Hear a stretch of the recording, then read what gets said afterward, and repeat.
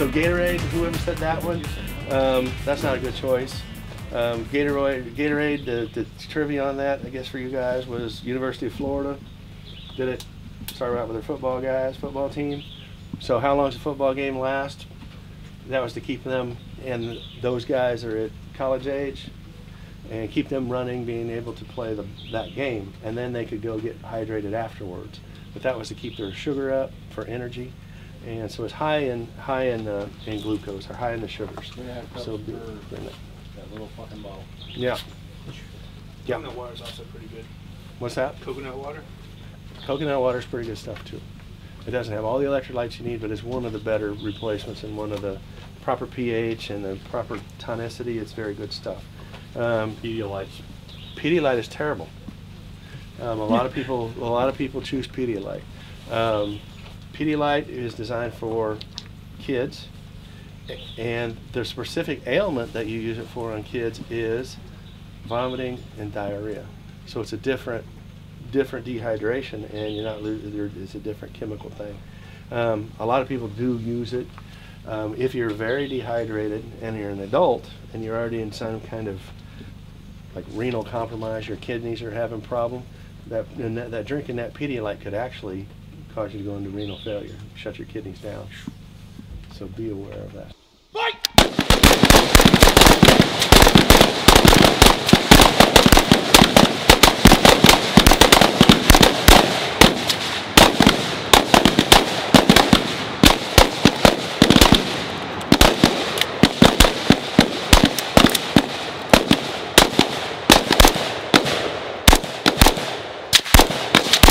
They're using conventional notch and post sights. Now, notch and post sights were developed for target shooters. Imagine back in the 50s, a guy in a pair of slacks, a shirt, little safari hat. He's standing up at Camp Perry. He's got a 1911 with a notch and post sight. It's been blackened with soot. He's got a patch over one eye, so it occludes the eye. He's got a small diameter, small diopter lens in this glass, and he's shooting shot at a time, and he's making nice little tiny round groups out at 50 yards. And then somebody said, hey, we'll put those on the police guns. That'll be great. But what's different about what he's doing and what we're doing as defensive shooters? Time. Time. Well, not just that. Stress. Well, he's stressed. He's trying to make an Olympic gold medal. He's trying to win Camp Perry. But he's in the sunlight. He knows what his range is. He knows he's going to shoot that target. He's got all sorts of advantages that we're not going to have. They don't do Olympic shooting at night. They don't do Olympic shooting back behind the 7-Eleven. They don't do Olympic shooting in your driveway. They don't do Olympic shooting when you jump out of your police car and go running chasing somebody down. All those things combine to distract from your ability to shoot. So Ashley said, big front sight, that's what we need. Big front sight, that's the #1 thing. And he got the idea from African big game rifles. And they have a big gold dot, or they have a big ivory dot up front. Holding. All right, so I'm gonna have you guys aimed in, right? I need 5 rounds as fast as you can shoot them, right? So we aim in, we flip that safety off as soon as it hits our shoulder on that fight command. Right?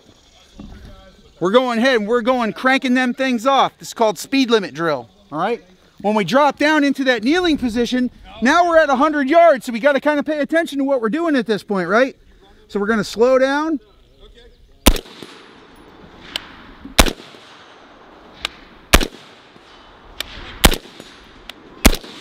All right, and we make our finger straight. We get down into that prone.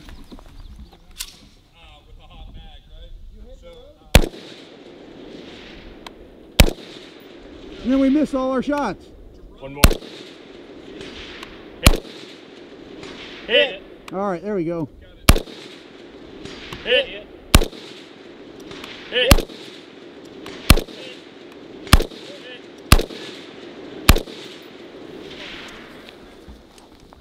Gary Marr, get over by your wife where she can control you.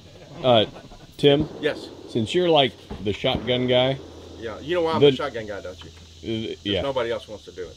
Okay, well, go ahead. Well, we'll cut that one out of the video, but wow.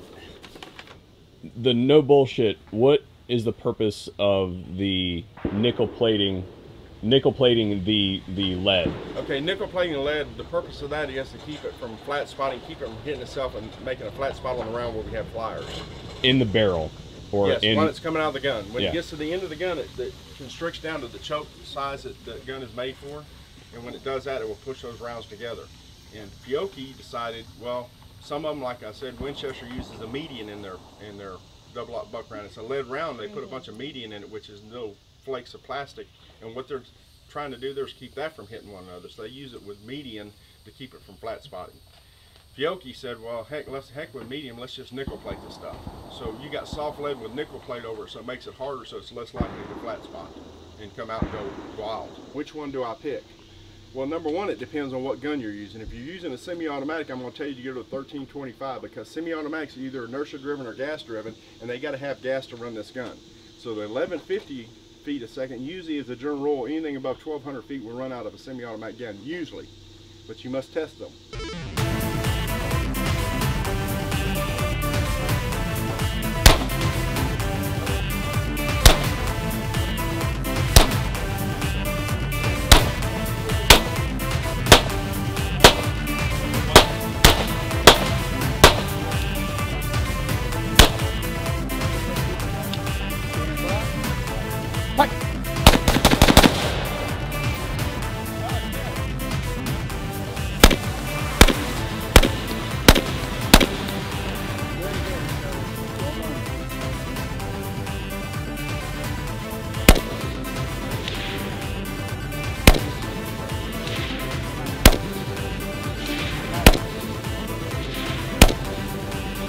That last one was just off the right side.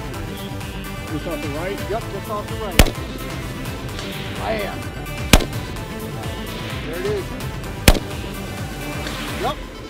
Dead on. Good job, man. It was favoring right just a little bit. As a matter of fact, I would probably give it a click to the left. I think it may have been me. Okay. It's hiding behind the dot a little bit. All right, very good, brother. It was very consistent, though. It was like... Really? All right, maybe